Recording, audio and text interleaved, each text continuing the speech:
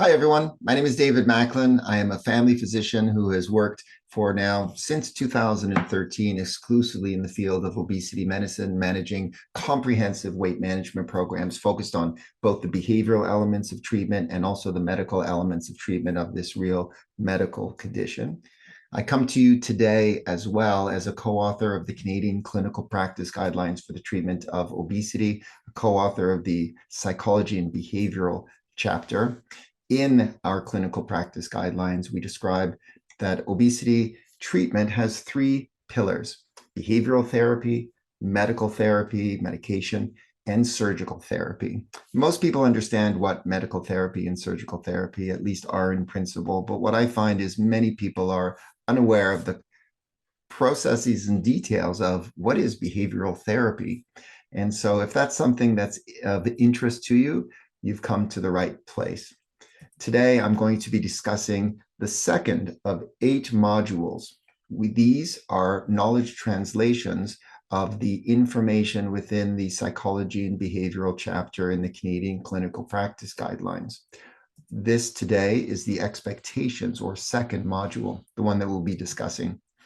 And the objectives of today's talk are: first, you will learn the best weight curve and what that means, and along with it, the science of appetite and metabolism that changes to fat loss. That'll take us about 11 minutes. Second, you'll learn about weight-related comorbidities and improvements with obesity treatment. That'll be quick. That's about 2 minutes. And then finally, and very importantly, we'll create practical clinical experience discussions by discussing and helping you learn how to address expectations using the ask, listen, summarize, invite, inform method, which sits at the center of motivational interviewing. And that'll take us about 5 minutes. Our expectations curve. This is the universal weight loss curve of the human being. Everyone should have this curve indelibly seared into their mind and be able to explain it regularly to patients and other clinicians. What we see, body weight and time, is that over time, the weight loss of an individual who is being treated behaviorally, medically, surgically, we'll see that weight loss will begin and eventually will slow and slow and slow and slow and then pull in somewhere flat. And the real question becomes, well, why does that happen? I'm going to be discussing the well-explained theories and the maintenance of lost weight and long-term management of obesity by a great review paper by Kevin Hall and Scott Kahn, where mathematical modeling is used to describe why this curve looks the way that it does. Here you see a graph from the Look Ahead trial. This was a post hoc analysis of the year 1 data in this great long-term behavioral intervention. And I'm not showing this graph to go into the details of why Rena Wing here created 6 cohorts, all based on the amount of weight that they lost in the first 2 months. What I'm describing in this graph is, again, the shape. See that different cohorts in a behavioral intervention, all losing weight, the shape is the same. Individuals in each cohort, they are losing, and then weight loss slows and slows and slows and pulls in somewhere. So again, why this shape? Here, even with medication, in this clinical trial, which is the diabetes and obesity and pre-diabetes clinical trial using liraglutide versus placebo in determining if a medication is safe and effective for long-term weight loss. Here we see, again, 2 cohorts, one with normal glycemia, one with pre-diabetes, and then each of them within placebo or the control arm. And we see, again, the very same shape, even with the initiation of medication versus placebo. So here we see the expectations curve. We see now, as I jump into the paper, the Kevin Hall and Scott Kahan paper, they used a theoretical 90-kilogram woman who has lost weight and kept it off for 2 years. And they show through mathematical modeling that this woman loses weight and somewhere around 9 months hits that plateau and is not losing weight anymore. And the question becomes, well, there's only two possibilities creating this shape. One is that metabolism is slowing and slowing and slowing until the metabolism is slow enough to meet the overall calorie intake of the individual. Option two is that over time, through weight loss, appetite is going up, energy intake is going up, and slowly as the energy intake goes up, it reaches the same as the amount that the patient is burning. And again, it goes flat. And so the question is, which is it?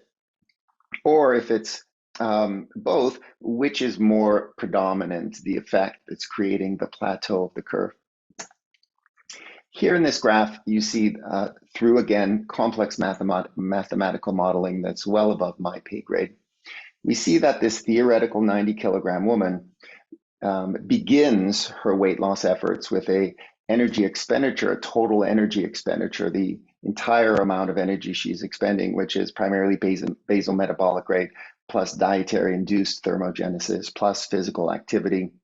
All combined, she starts with an energy expenditure at 2,600, and very soon, within the first month, we see a drop in energy expenditure down to 2,400 calories a day, but then it's quite flat, not a significant change in energy expenditure in this theoretical 90-kilogram woman who's losing about 7 to 8% of her body weight and keeping it off through, call it a behavioral intervention, over approximately 2 years. Here in this slide, we see instead the increase in energy intake. And we start to get our answer to the question, because here the woman at the beginning of her intervention is eating intake equals 1,800 kilocalories per day. And then you see immediately, even as soon as 3 months into her weight loss process, this woman is already eating 2,200 calories a day on average, a full 400 calories more each day. Underlying the processes of her weight loss, something is resulting in increased energy intake. And we see even by 9 months that total energy intake is at 2,400 calories a day. And so in this case, a full 600 calories more each day on average that the individual is taking in. And we start to have our answer that between decreases in energy expenditure and increases in energy intake, the increased energy intake, seems to be much more complicit in the slowing and slowing and slowing of weight loss and the flattening of the curve. The next slide shows a really interesting clinical trial. Here, Randy Seeley and Kevin Hall introduce a clinical trial with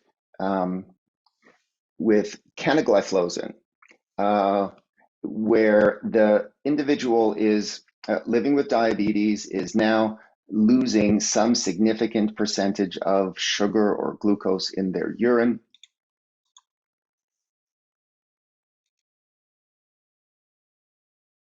Here's a clinical trial by both Randy Seeley and Kevin Hall, furthering this point of appetite increase in response to losses of weight or adiposity.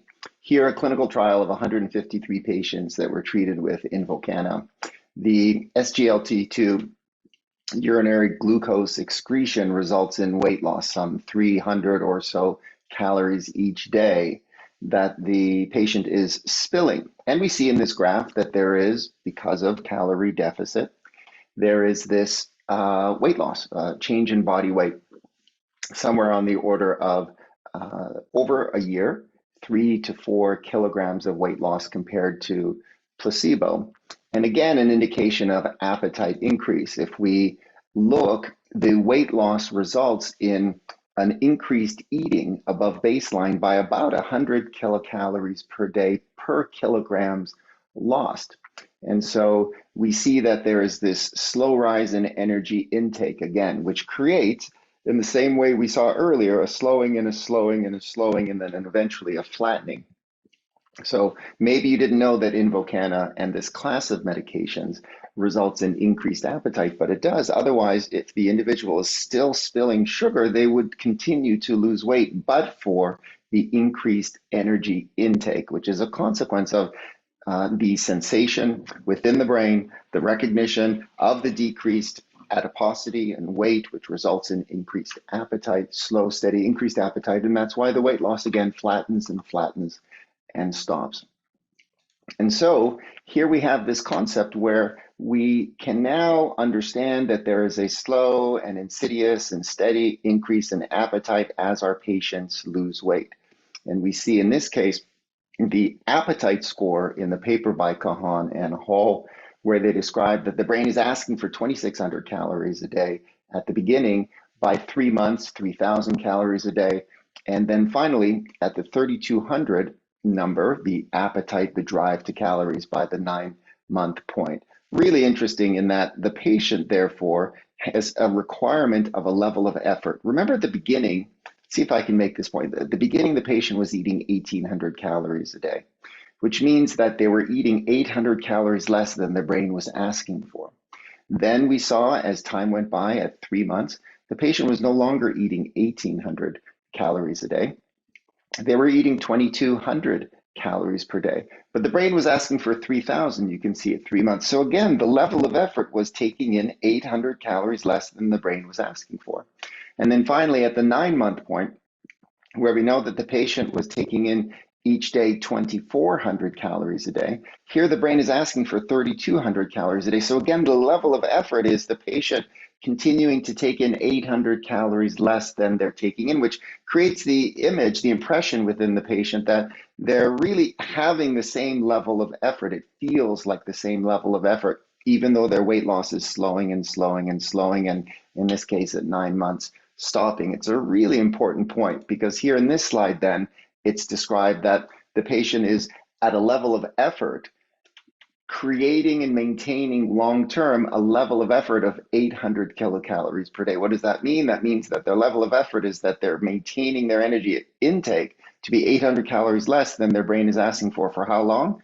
Well, in this case, forever. And of course, now you start to see why we invite patients to consider putting together a lifestyle that is livable and sustainable and enjoyable, something that they can do long-term, because whatever process and level of effort they put forward, that's the process and level of effort that they're going to have to maintain long term. And so back to this, of course, now the clinical scenario where we invite the patient to understand that this flat part of the curve could be called their best weight. And so we start to invite patients to consider that they are not in a journey to a weight loss goal or a target weight or an ideal weight or pounds per week, but instead finding their best weight. And we'll explain what that means in a moment. Of course, we know that the percentage of body weight that the patient is able to lose will impact comorbidities. Here, a quick graph of, for example, type 2 diabetes prevention or remission, dyslipidemia, hypertension, hyperglycemia, non-alcoholic fatty liver disease. We see percentages of weight loss where there'll be an impact on this comorbidity based on losses of adiposity and losses of weight by percentage. And we know that with even more modern and effective weight management treatment processes that include behavioral and medical, we know that we might be landing quite regularly with our patients between 15 to 18 to 20 to 22 or greater % weight loss in a sustained way. And so we look at this graph and see that there, of course, can be, in an exciting way to think about this, significant impact on all comorbidities and therefore health and therefore quality of life in our patients as we're able to treat them effectively. And of course, many of you will be familiar with this graph, or this slide, but really here it's described that there are metabolic, mechanical, and mental consequences to excess adiposity. And in this graph, the metabolic changes include asthma and gallstones and infertility and gout and cardiovascular disease and stroke and dyslipidemia and high blood pressure and coronary artery disease and elements of atrial fibrillation, interestingly, and heart failure, type 2 diabetes, of course, all the dysglycemia consequences, mechanical incontinence, joint disease, sleep apnea, chronic back pain, and mental associations between depression and anxiety, and also ADHD, decreases in self-regulation skills that happen over time because of inflammation in the frontal cortex. All would be considered consequences or complications of living with excess adiposity. And so what does this all mean clinically? Well, again, in our modules, we are inviting you to consider a process of motivational interviewing, and the 4 steps in this case: asking, listening, summarizing, and inviting and informing our patients to consider the following. And in this case, we all understand the scenarios where we are asked to listen as we ask about weight loss, where we are now asked to listen to patients describing their concepts around expectations. I feel best reading the orange parts at 175 pounds. What weight do you think will be healthy for me? I know I could be losing more quickly, or I know I should be lighter. I've been at this weight for weeks. If I only lose this much, I'm not going to be happy. I think I'm plateauing, and I was told I should lose 70 pounds as an example. And of course, we listen, and then we summarize back a key 3rd step of our 4 steps in our clinical approach to managing expectations in this case. So what you're telling me is, correct me if I'm wrong, you feel best at 175 pounds. You're wondering what would be a healthy weight for you. You feel you could be losing more quickly. You feel you should be lighter. You've been at this weight now for weeks and wondering, boy, if I only lose this much, I won't be happy. And I think you're saying to yourself, I'm plateauing, and you've been told you should lose 70 pounds. Is that correct? Again, the listening followed by summarizing confirms for our patients that we have heard them and allows for a clarification also of the information that they've shared. And of course, the 4th step then becomes, and this is the introduction and integration of best weight principles to expectations management. Again, I'm wondering if you would consider the invitation sounds like that. I'm wondering if you consider the weight loss always slows down and eventually plateaus. This becomes our answer after our summary. The brain defends against weight loss by increased appetite and slowed metabolic rate, and primarily increased appetite. Would you consider that your work is to really discover what is the least amount of discover, practice, iterate, what's the least amount of calories that you could take in on average, while still at the same time maintaining a loyalty to the things you enjoy, from fun and food and friends and drink and celebration and travel, all at a level of effort that you feel is sustainable. Your work is to discover this most modest, livable, enjoyable, loyal to fun lifestyle. And then the next step becomes, if you would, to stand back and let your brain, primarily genetics, and your body tell you where you land. The weight you land at becomes what we call your best weight. Again, we've thrown out target weight, goal weight, ideal weight, pounds per week. Your journey becomes something you have control over, which is addressing your behaviors and finding your most modest lifestyle, and not addressing something you don't have control over, because our weight is regulated by this million-year-old weight regulation system that's primarily housed in non-conscious circuitry within the lower parts of our brain. The invitation to find someone's best weight. Of course, here a script exists as well if you wish to practice and get more competent and confident with the invite, inform format of addressing internalized weight bias. Of course, materials will be available to your patients and to yourself to further become an expert in communicating expectations and best weight principles. So best weight is this weight we land at, the weight our patients land at when living their most modest and sustainable calorie intake or lifestyle. And this becomes a pathway to satisfaction. There's a predictor in weight loss when we review the evidence that wild weight loss goals are not determinants of whether someone will succeed long-term or not, but whether they achieve satisfaction with wherever they land. So satisfaction becomes our job. Our patients' satisfaction with where they land becomes our job. So the best weight principle is to manage expectations and enhance satisfaction. I'd like to thank you for your attention. And of course, all these materials will be available to you. Start practicing right away. Addressing expectations and the best weight principle is a key part of clinical practice in weight management. How often should you be reviewing best weight principles with patients? All the time, maybe in every visit. Just a reminder, your brain is going to defend against fat loss by increasing appetite and decreasing metabolic rate. You're not in control over your weight, you're in control over your behaviors. Would you consider this as a journey to find your best weight? Over and over and over again. And then if that's the case, when the weight loss curve slows and pulls in somewhere, the patient says, okay, you told me, am I necessarily happy? Maybe not, but I understand this is where I'm landing. And you've told me this many times. Again, a hope of achieving a level of satisfaction that is a predictor of long-term success. Thank you very much for your attention.